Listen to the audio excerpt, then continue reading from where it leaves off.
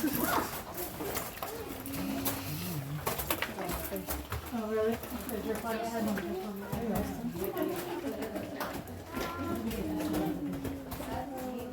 I know.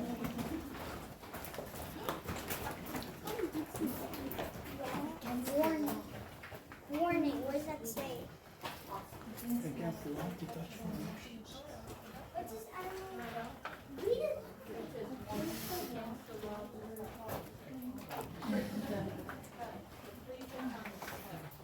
Oh, oh. These are the stairs. That's the stairs. They're not using it. Because it's preserved. So they don't want it messed up. Oh, this is the memory structure.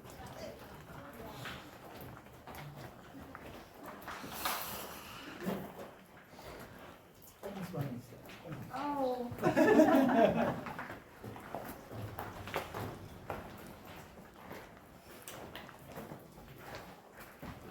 Oh, it's another stairs.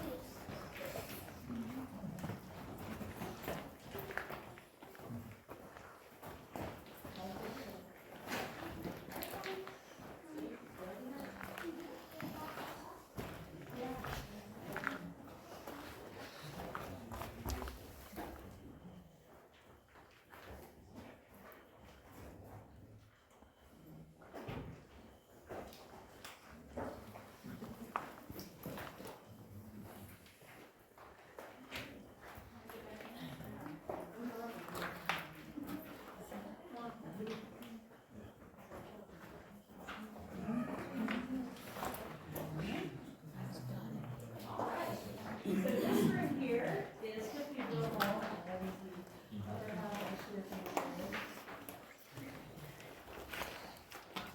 it's deteriorating over the years. So Cathedral Hall is named for all the wonderful tall ceilings that we have in here, and because of our tall columns that we have in here. And we have a few hidden treasures in this room. We have 3 formations that resemble animals that I'll point out to you and show you here in a few minutes. And we also have a bishop in here. Now the bishop is not exactly in this room, but you can see him from this room. He is in another room. He is a stalagmite.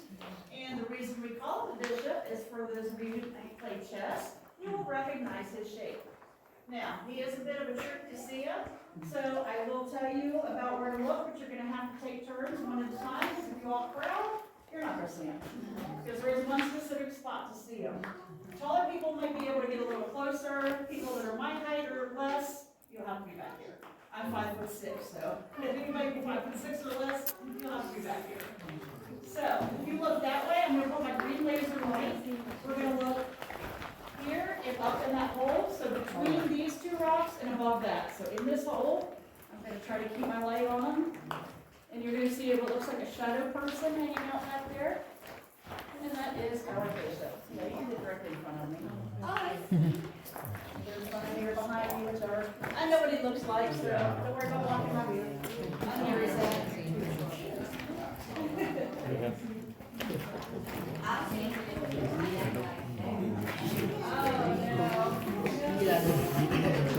I look like the shadow of God. Oh my God. Isn't that cool? Yeah. All right. Como una sombra. So I will tell you that the bishop is an illusion. He's not as big as you might think he is. But does anybody know what honey dripping from his face? It's a bear. But that is Teddy, our cave bear. Oh, yeah. Teddy is my favorite bear, my favorite animal. Teddy has a friend down here named Larry. Larry is living out here. He's our crocodile. So this is Larry.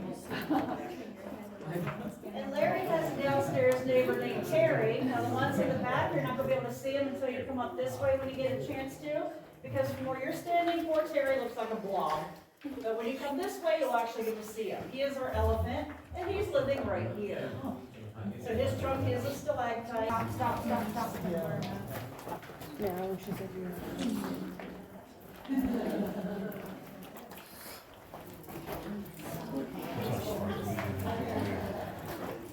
Yeah, see how it looks like an alligator?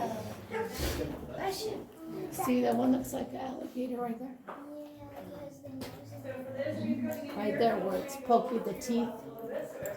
Well, what about that you were saying pagan? Yeah, that thing hanging. Stop, stop, stop, stop.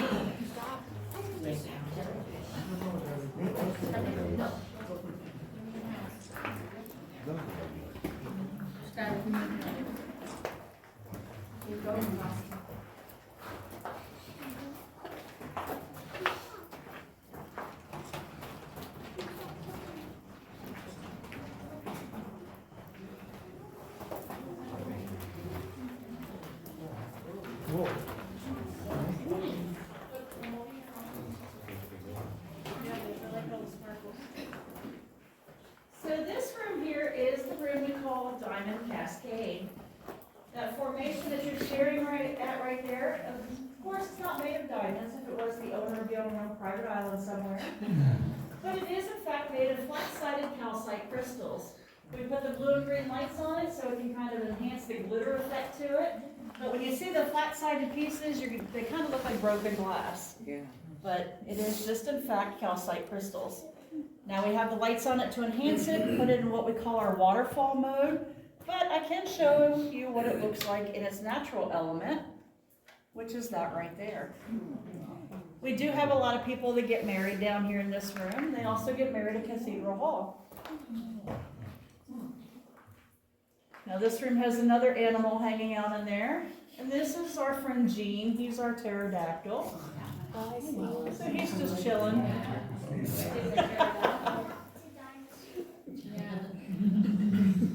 That is our pterodactyl friend.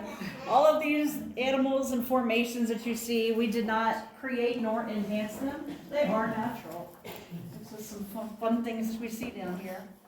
Another structure we have in this room is back over on that wall right there. And this is called a shield formation. We don't have too many of those around here, and not every cavern that you go to will have them. It has to do with the water pressure and the air pressure. And because we were formed with water and earthquake, we have them. I don't remember the whole scientific thing. If you all Google it, you can look it up. I don't remember all of that.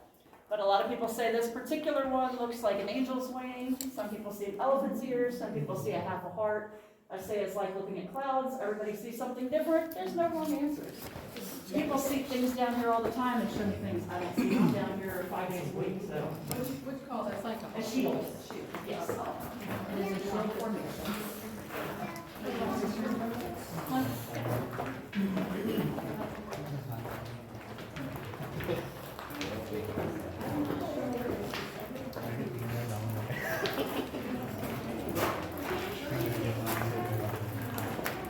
To use to build the railroad with. They worked out a deal with Mr. Neff to open up a quarry, and as construction was going on, Mr. Neff had two boys at the time who were 12 years old and 14 years old, and they were checking out the stuff that was in the quarry. Now, when they were doing that on the railroad right there in the giant's room, they were curious to know what was going on and why that was there, because at the time, there was no air conditioning. There was no cell phones, there was no flashlights. This is 1884. There was a lot of nothing at that time. But what they did have was rope, candle, and curiosity. So they decided to come down into that hole to see what was going on. And from the opening to that entry there to the top of that rail is 275 feet. So a thing also to remember, these rocks were not here at that time. This was a 12-foot river. So that's a lot of stuff going on right there. I mean, you can imagine, we have those lights right there, which are pretty bright in today's standards, and you still have no idea what is behind me right here. You can't see anything. So you can imagine with those boys only having candles, what little they saw. Now, normally at this point, we turn the lights off to give you that experience, but we have littles right there, and I don't want to scare them. But you can use your imagination, because you can't see what is directly behind me, even with these lights on. But I will tell you, the boys were not down here very long. They got scared. They went back to the surface, told their families what they found. Long story short, here we are today. But because of the lack of lighting they had there, you all can keep looking that way. I'm just going to get to the light switch. Turn the lights on for you. lack of lighting that they had, they really could not see much of anything. And because of that, they could not see the beauty that is in front of you, which you're about to see, which is the room that we call grottos.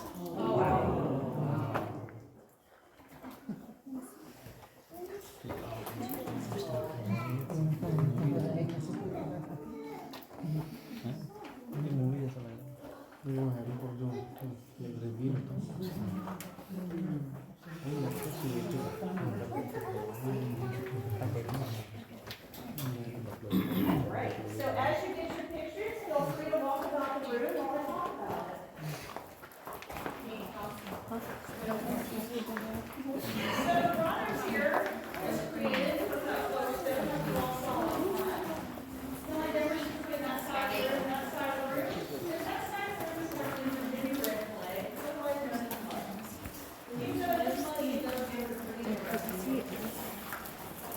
Now, when there wasn't all books here, it was cemetery. There's no wind then, there's no rain today. And because of that, all minerals were preserved and solidified, giving us our shelf over here. The shelf used to go across the entire width of the room, and then go down the entire length of the cavern. You'll see remnants of it as you go back and forth today. Now, over time, the water did dissipate, the shelf dried up and crumbled, and that is what we have left. When they brought the rocks in, they brought 9 feet of packed rock, is what you're standing on. And the reason they only brought the 9 feet in is because they wanted to preserve what was left of our water shelf over here, and didn't want anybody to climb on it or stand on our sit or anything else. Instead, they added rainbow lights and called it our tea garden because our little stalagmites right here look like they're having a grand old party. So that is why we call that part our tea garden. We have a thermometer over here. This room is our coldest and wettest that we have over here. It stays 50 degrees all year long. That's the temperature outside. Another part of the room that we're going to head into in a minute, right here, we talk about is drapery hall. Now, I've noticed with the younger generation, every time I say the word drapery, they look at me like I want to put on my ears. They don't know what that word means. So for the youngsters, it is curtain wall. The drapery wall, they are all stalactites. This particular one here is the biggest one we have found so far. It's estimated to be about 20 feet in length, weighs about 3,000 pounds, and just a little over 33,000 years old. And it's still active. So for a 500 million-year-old cave, 33,000 is just a baby. Go ahead and finish up your pictures. Feel free to come down this way. We'll talk about something.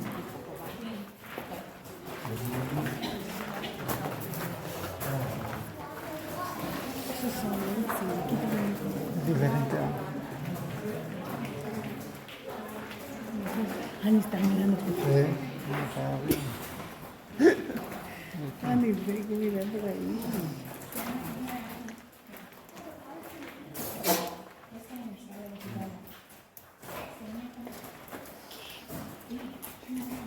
Me canso de verte.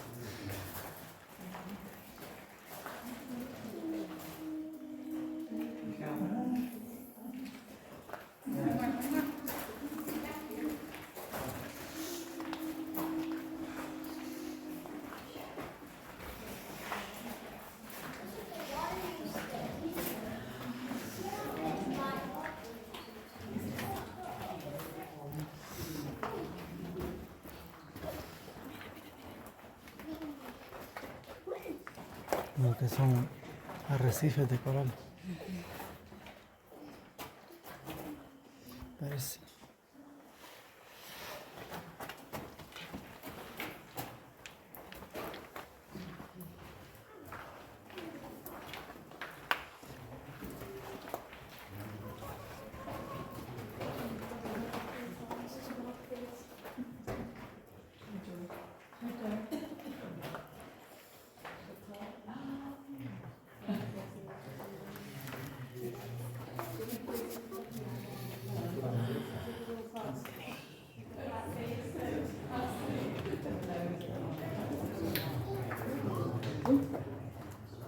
Alright. So a few things to talk about in this room right here, one of which I see you looking at, is our benchmark that we have right here. It was put in by the United States Engineering Department, and that is to signify that where you we're standing right now, we are at the deepest part of the cave that we can get into, which is 220 feet below the surface level. I know it seems like it goes deeper right there, but you have to figure as you drive outside, mountains are not flat. They do this.